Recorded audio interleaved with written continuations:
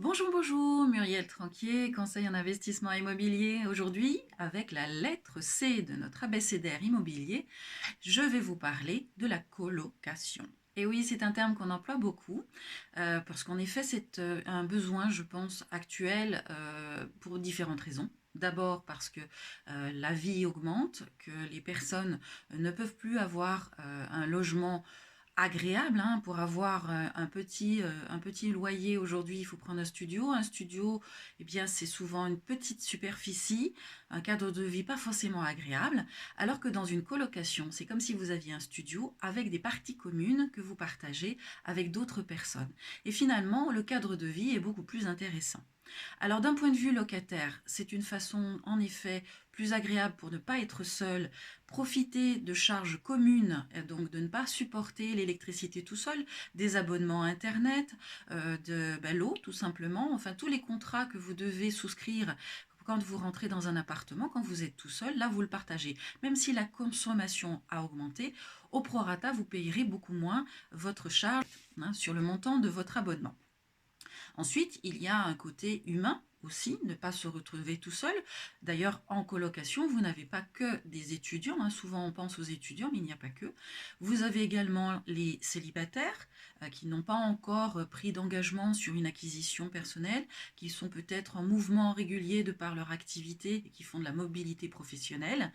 Et puis vous avez également malheureusement aujourd'hui les coûts de la vie qui font que bon, vous ne pouvez pas vivre tout seul, ou vous êtes séparés et que vous revenez à un célibat non désiré, mais qui ne vous permet pas de pouvoir vous loger décemment dans quelque chose qui vous permettrait d'être agréable au niveau du quotidien. Donc finalement, ça sert auprès du locataire qui se retrouve à avoir un logement, une chambre séparée des autres, qui est une partie privative.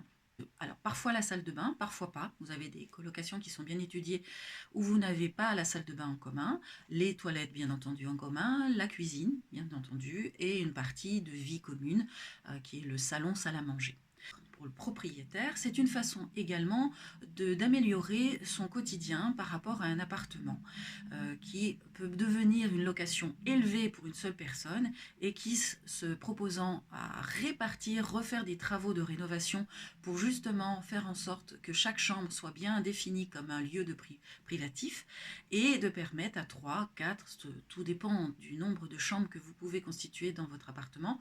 En règle générale, sur un T3, vous pouvez avoir 3 chambres, alors que sur un T3 normal, vous n'en auriez que 2.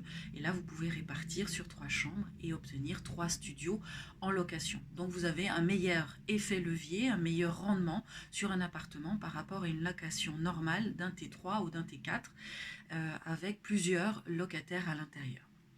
Voilà, en fait, c'est les conditions actuelles de demande de logement. Vous avez également les personnes âgées aujourd'hui qui choisissent ce type de logement, soit en restant entre personnes âgées, soit en voulant justement avoir un peu de jeunesse autour d'elles pour ne pas vieillir et pour rester un peu jeune. Très belle journée à vous. Voici pour le mot d'aujourd'hui, colocataire.